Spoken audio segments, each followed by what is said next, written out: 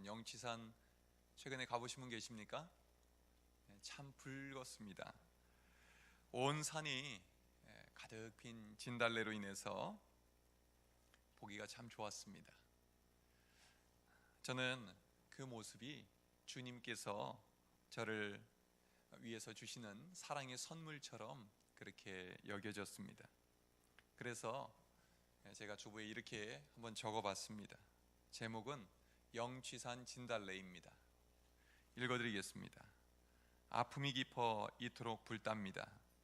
피눈물도 섞였겠지요. 슬픔을 딛고 상처도 이겨내고 서 있는 이 자리에서 활짝 피운 꽃, 삶이 버거운 당신에게 드리는 나의 선물입니다. 십자가 위에서 예수님이 피워내신 보혈의 꽃처럼. 그 많은 진달래를 바라보면서 정말 하나님께서 나에게 큰 선물을 주신다 생각이 돼서 힘이 나고 또 위로가 되었습니다. 여러분은 좋은 선물 받아보셨습니까? 내가 정말 갖고 싶었던 것, 그리고 나에게 꼭 필요했던 것 선물로 받으면 정말 기쁘지요. 그런데 그보다 더 큰 기쁨은 내가 정성껏 준비한 선물을 전해주었을 때 상대방이 받고 너무너무 기뻐하고 행복하는 모습 볼 때 그 기쁨이 더 크지 않습니까? 선물은 주는 사람이나 받는 사람 모두를 행복하게 해주는 것입니다. 오늘 본문에도 예수님께 귀한 선물을 드린 마리아 이야기가 나옵니다. 이 마리아는 예수님께 무슨 선물을 드렸을까요? 그리고 왜 드렸을까요? 이 말씀을 살펴보면서 우리에게 주시는 은혜를 나누고자 합니다. 먼저 마리아가 예수님께 드린 선물은 무엇이었을까요? 우리 본문 3절 다시 한번 읽겠습니다. 시작. 마리아는 지극히 비싼 향유 곧 순전한 나드 한 근을 가져다가 예수의 발에 붓고 자기 머리털로 그의 발을 닦으니 향유 냄새가 집에 가득하더라. 아멘. 마리아가 예수님께 드린 선물은 지극히 비싼 향유였습니다. 순전한 나드 향유였습니다. 예수님 당시에 이 나드 향유는 최고의 고가품이었습니다. 인도의 히말라야 산맥에서 거기에서만 자생하는 특이한 식물로 만들어내기 때문에 아주 비싸고 귀했답니다. 그래서 평소에는 잘 못 쓰고 장례식 때나 쓸 수 있는 그런 것이었다고 합니다. 요즘도 장례용품 많이 비싸죠? 살아있을 때 잘해야 되는데 그러지 못했던 것, 이 마지막 장례식에서라도 그 아쉬움 풀고 싶어서 아낌없이 쓰곤 합니다. 마리아가 예수님께 바친 이 나드 향유는 가격이 300데나리온이나 됐습니다. 우리 돈으로 어느 정도나 될까요? 한 데나리온이 성인 남자가 하루 일한 품값이라고 합니다. 그러면 1년으로 칠 때에 일주일에 하루씩은 쉰다고 치고, 그리고 또 며칠 쉬는 날 빼고 나면 1년 365일 중에 한 300일 일한다고 하면 꼬박 1년치 품값을 안 쓰고 모아야만 살 수 있는 금액이 바로 300데나리온입니다. 여러분, 일당을 한 10만 원만 쳐도 300데나리온이면 얼마나 될까요? 3천만 원이 되죠. 이 나드 향유, 바로 이 한 근이 적어도 3천만 원은 나가는 값진 품목이었다는 것입니다. 마리아는 아마도 결혼 자금으로 쓰려고 돈을 모아서 이것을 사두었는지 모르겠습니다. 어쨌든 나드 향유는 마리아에게 마지막까지 지키고 싶었던 재산 목록 1호였을 것입니다. 여러분에게는 가장 소중하게 여기는 재산 목록 1호가 무엇입니까? 지금 마리아는 그것을 가져다가 주님의 발에 쏟아붓고 있는 것입니다. 이 행동은 누가 봐도 제정신으로 보이지는 않았습니다. 마리아는 도대체 왜 이런 이해할 수 없는 행동을 했을까요? 1절에 그 실마리가 나옵니다. 유월절 엿새 전에 예수께서 베다니에 이르시니 이곳은 예수께서 죽은 자 가운데서 살리신 나사로가 있는 곳이라. 예수님은 나사로와 마르다, 마리아 3남매를 특별히 아껴주시고 사랑해 주셨습니다. 그런데 어느 날 이 나사로가 위중한 병이 들어 갑자기 죽고 맙니다. 예수님이 베다니에 도착했을 때는 이미 장례를 치르고 난 뒤에 4일이나 지난 다음이었습니다. 마리아가 예수님께 원망스럽게 말합니다. 예수님이 여기 계셨더라면 내 오라버니가 죽지 않았을 것입니다. 그리고 슬픔을 견디지 못하고 울음을 터뜨립니다. 예수님께서 말씀하십니다. 무덤의 돌문을 굴려 열어놓아라. 그리고 예수님이 또 말씀하십니다. 나사로야 나오너라. 그 무덤 안에서는 이미 시체가 부패하여 썩어가고 있었습니다. 그런데 이 예수님의 한마디 말씀에, 하나님의 아들이신 예수님의 말씀에 그는 벌떡 일어나서 손발이 수의로 묶인 채로 그는 밖으로 나오게 됩니다. 죽은 오빠가 살아나다니 기적이 일어난 것입니다. 믿지 못할 일이 벌어진 것입니다. 잃었던 오빠를 다시 얻고 나서 얼마나 기뻤을까요? 얼마나 감사했겠습니까? 마리아와 마르다는 그 은혜에 보답하고자 예수님을 집으로 초대했습니다.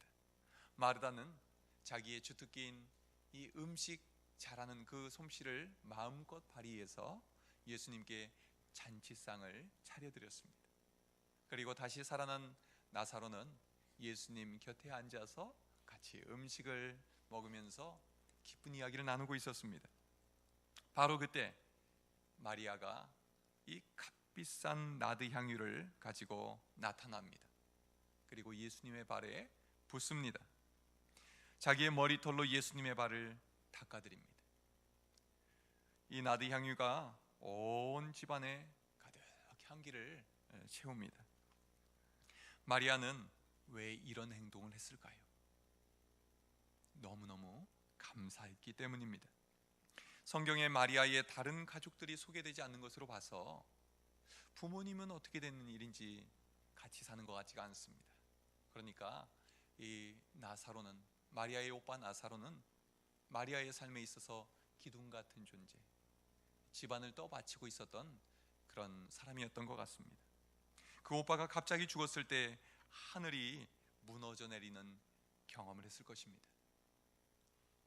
그 오빠의 시체가 무덤에 들어가 있을 때 그 4일 동안 마리아는 무슨 생각을 했을까요? 내가 가지고 있는 모든 것을 다 주어서라도 우리 오빠만 살려낼 수 있다면 얼마나 좋을까? 그런 마음이 간절하지 않았겠습니까? 마리아는 오빠의 죽음 앞에서 아무것도 할 수 없었습니다. 사람은요, 죽음 앞에서 무기력해집니다. 아무리 많은 걸 갖고 있다고 해도, 아무리 많이 배웠다 해도, 내가 아무리 건강하다 해도 죽은 사람을 살려낼 수 없는 것입니다. 그런데 예수님은 무덤 속에서 썩어가고 있던 오빠를 살려내셨습니다. 죽은 나사로에게 생명의 선물을 주셨습니다. 그리고 마리아에게는 오빠를 다시 돌려주셨습니다. 이렇게 예수님께 세상에서 가장 귀한 선물을 받고 나니 마리아는 예수님께 자기가 가지고 있는 가장 귀한 것을 선물로 드리고 싶었던 것입니다. 그래서 자신이 가지고 있는 값비싼 향유를 예수님의 발에 부어드렸던 것입니다. 그리고 자기의 소중한 머릿결로 그 발을 닦아드린 것입니다. 마리아가 드릴 수 있는 최고의 존경과 사랑을 지금 표현하고 있는 것이죠. 예수님은 그 마음을 받아주셨습니다. 여러분, 예수님은 우리에게 어떤 선물을 주셨습니까? 자신의 생명까지 내어주셨습니다. 그리고 우리에게 영원한 생명을 선물로 주셨습니다. 그리고 우리에게 천국을 선물로 주셨습니다. 우리가 받은 이 선물은 세상의 모든 것을 다 주어도 우리가 얻을 수도 없고 살 수도 없는 것들입니다. 이 귀한 선물을 받은 우리는 주님께 우리의 가장 값진 선물을 드리고 있습니까? 예수님께서 우리에게 받고 싶어 하시는 가장 귀한 선물은 무엇일까요? 누가복음 19장 10절의 말씀입니다. 인자가 온 것은 잃어버린 자를 찾아 구원하려 함이니라. 주님이 가장 기뻐하시는 선물은 잃어버린 영혼이 주님께로 돌아오는 것입니다. 잃어버린 한 사람이 주님께 돌아올 때에 하늘에서는 기뻐 잔치가 열리게 되는 것입니다. 또한 우리가 사랑하는 가족들 그리고 우리 곁에 있는 이웃들에게는 우리가 어떤 귀한 선물을 줄 수 있을까요? 그것은 바로 예수 그리스도이십니다. 예수님의 십자가 복음, 영생의 복음, 구원의 복음, 이것보다 더 좋은 선물이 어디 있겠습니까? 그래서 전도는 우리에게 있는 가장 귀한 것을 나누어 주는 것입니다. 예수님을 모르는 분들이 우리 때문에 예수님을 믿고 구원받아 천국에 가게 되면 영원토록 우리에게 고마워하게 될 것입니다. 혹시 여러분 88 서울 올림픽 때 현정화 선수와 함께 탁구 경기에서 금메달을 따냈던 선수를 기억하십니까? 혹시 누군지 아십니까? 기억력이 참 좋으시네요. 양영자 선수죠. 현정화 선수는 그 이후로 국가대표 감독을 역임하면서 승승장구했습니다. 그런데 이 양영자 선수의 이야기는 좀처럼 듣기가 어려웠습니다. 그동안 어디서 무엇을 하며 지냈던 것일까요? 양영자 선수는 모든 영광을 내려놓고 몽골에서 15년 동안 선교사로 섬기다가 한국에 들어왔습니다. 그리고 주는 만큼 채워주시는 하나님을 그곳에서 경험하며 살았다고 합니다. 지난 2월 달에 주라 그리하면 채우리라 하는 책을 내면서 그의 살아온 삶의 이야기를 드러냈습니다. 양영자 선수는 88 올림픽 때 최고의 스타가 된 이후에 그 앞길이 탄탄대로였다고 합니다. 이제 국가 대표를 지도하는 감독의 직을 맡게 될 주자였기 때문입니다. 그러나 막상 선수 생활에서 은퇴를 하게 되고 그리고 어머니마저 간암투병을 하다 돌아가신 이후에 아주 심각한 우울증에 시달렸다고 합니다. 거식증에 환청에 자살 충동까지 2년 동안 아무도 만나지 못하고 거의 지옥 같은 생활을 했다고 합니다. 그러던 중에 주변의 그리스도인들에게 끊임없는 관심과 돌봄을 받았습니다. 그리고 하나님 말씀 묵상하는 법을 배워서 매일매일 말씀을 묵상하며 지냈다고 합니다.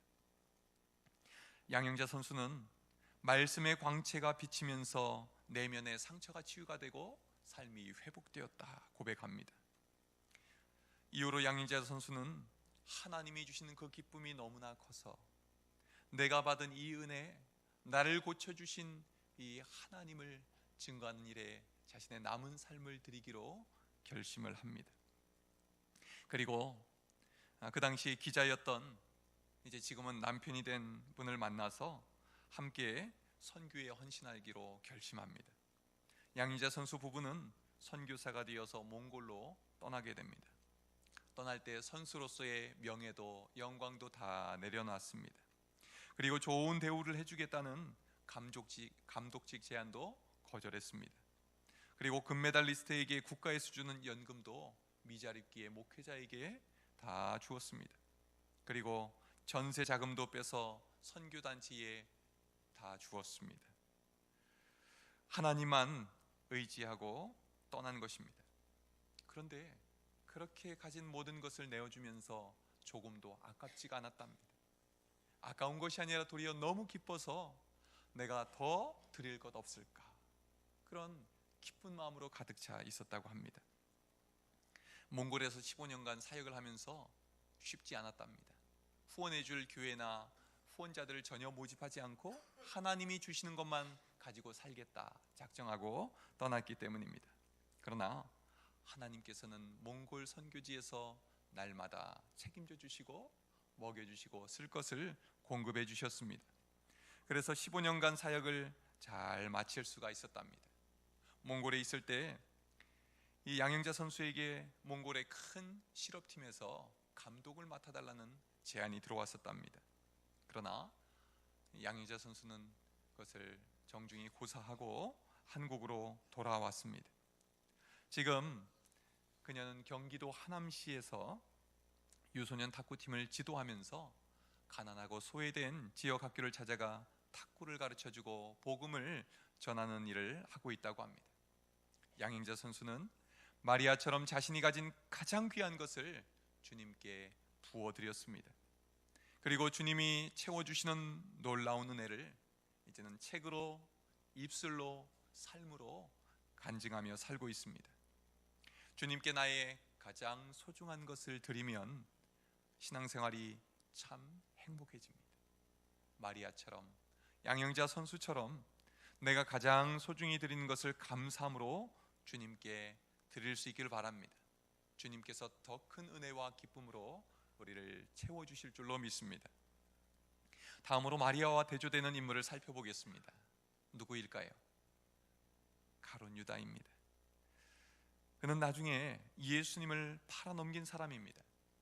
5절에서 그는 마리아에게 이렇게 불만스럽게 말을 합니다.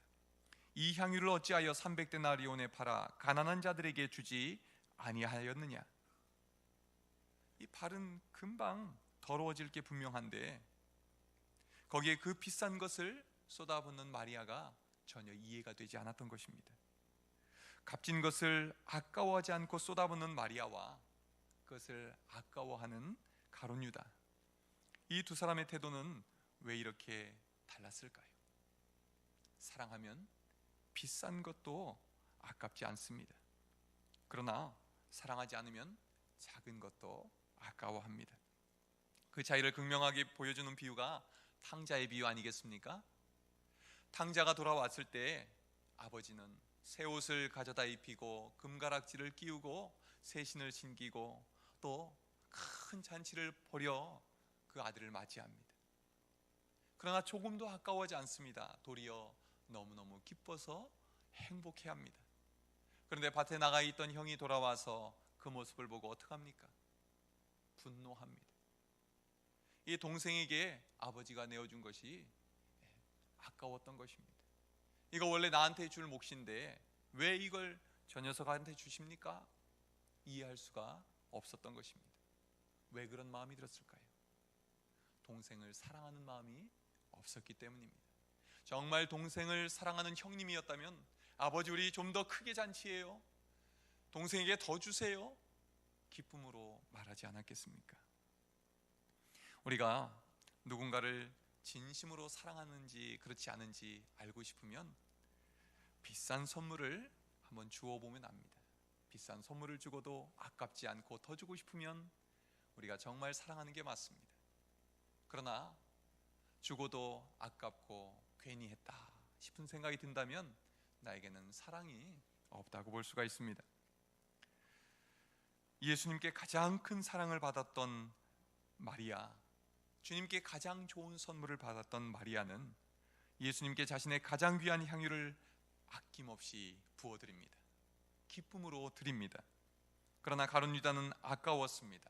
6절에 그 이유가 나옵니다. 이렇게 말하면 가난한 자들을 생각함이 아니요 그는 도둑이라 돈괴를 맞고 거기 넣은 것을 훔쳐 가밀어라.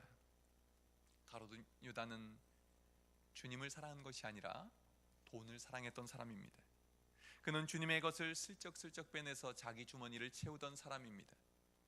그렇게 하면 엄청 부자가 될 줄 알았지만 그는 가장 비참한 최후를 맞이하고 맙니다. 결국 그가 빼돌린 돈은 한 푼도 가져가지 못했습니다. 예수님은 귀한 마음으로 섬긴 마리아에게 이렇게 칭찬해 주십니다. 우리 7절 함께 읽겠습니다. 시작. 예수께서 이르시되 그를 가만두어 나의 장례할 날을 위하여 그것을 간직하게 하라. 예수님을 3년이나 따라다닌 제자들마저도 6일 뒤에 십자가에 달려 돌아가실 예수님의 죽음을 예비한 사람은 아무도 없었습니다. 이런 상황에서도 제자들의 관심은 누가 더 크냐? 예수님이 이제 왕이 되시면 누가 더 높은 자리에 앉을 거냐? 그런 고민에만 골몰하고 있었던 것입니다.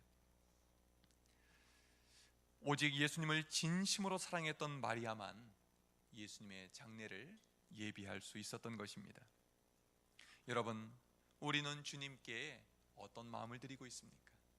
우리가 주님께 11조를 드릴 때, 또 감사헌금을 드릴 때, 예물을 드릴 때, 드리고 나서 아깝다 하는 마음이 혹시 드십니까?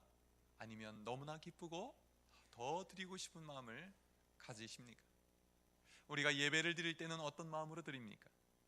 예배하는 이 시간, 짧은 시간마저도 다른 것에 우리 마음을 빼앗고 있지는 않습니까? 주님은 헌금의 액수보다 예배 시간의 길이보다 기쁨으로 드리는 우리의 마음을 받으시기를 원하십니다. 우리에게 생명까지 내어주신 주님께 기쁨으로 예배하고 즐거움으로 헌신하는 여러분들 되시기를 주님의 이름으로 축원합니다. 마지막으로 예수님은 죽음을 6일 앞둔 상황에서 제자들에게 어떤 부탁을 하십니까? 우리 마지막 절 8절을 읽겠습니다. 시작. 가난한 자들은 항상 너희와 함께 있거니와 나는 항상 있지 아니하리라 하시니라. 아멘. 예수님은 자신의 장례를 언급하는 이런 의미 있는 자리에서 가난한 자들을 언급하십니다. 가룟 유다는 가난한 사람들을 빌미로 자기 배를 채우고자 했습니다. 실제로는 가난한 사람들을 위해서는 삶을 살지 않았습니다. 가난한 사람들을 사랑하는 마음이 없었기 때문입니다. 그러나 예수님은 항상 가난한 자들을 사랑하셨습니다. 그래서 그들을 찾아다니셨습니다. 예수님은 누가복음 6장 20절에서 이렇게 제자들에게 말씀하십니다. 너희 가난한 자는 복이 있나니 하나님의 나라가 너희 것임이요. 예수님은 가난하여 먹을 것이 없는 자들에게 보리떡 5개와 물고기 2마리로 배불리 먹고도 남음이 있도록 먹여주셨습니다. 예수님은 가난한 과부의 보잘것없는 헌금을 부자들의 많은 헌금보다 더 귀하게 여겨주시고 칭찬해 주셨습니다. 예수님은 어떻게 해야 영생을 얻을지 묻는 부자 청년에게 소유를 팔아 가난한 자들에게 주고 와서 나를 따르라 말씀하셨습니다.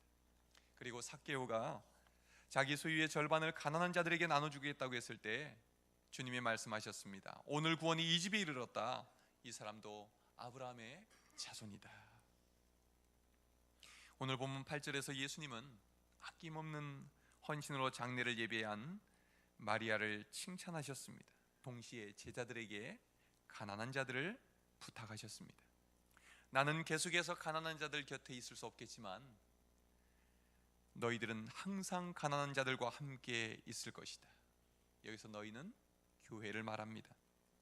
그러므로 마리아가 주님께 향유를 부어드린 것처럼 교회는 가난한 자들에게 향유를 부어줄 수 있어야 합니다. 주님이 부탁하셨기 때문입니다. 교회가 가난한 이들 돌보는 일을 소홀히 하면 주님으로부터 멀어지게 되어 있습니다. 교회가 힘 있는 사람들을 우대하고 힘을 가지려 할수록 힘을 잃게 됩니다. 그러나 교회가 힘없는 사람들을 가까이 하고 나눠주면 나눠줄수록 하나님이 더 나누라고 더 큰 힘을 부어주십니다. 가난한 사람들을 잘 돌보는 것이 교회도 복받고 교인들도 복을 받을 수 있는 비결입니다. 마태복음 25장에서 심판날에 임금이 그 오른편에 있는 자들에게 말합니다. 내 아버지께 복받을 자들이여 나와 창세로부터 너희를 위하여 예비된 나라를 상속받으라. 내가 줄일 때에 너희가 먹을 것을 주었고 목마를 때에 마시게 하였다. 내가 나그네 되었을 때에 나를 영접하였고 헐벗었을 때에 옷을 입혔고 병들었을 때 돌보았고 옥에 갇혔을 때에 와서 돌보았느니라. 그때 의인들이 말합니다. 저희가 언제 그랬습니까? 우리는 그런 기억 나지 않습니다. 그때 예수님이 말씀하십니다. 내 형제 중에 지극히 작은 자에게 한 것이 곧 나에게 한 것이니라.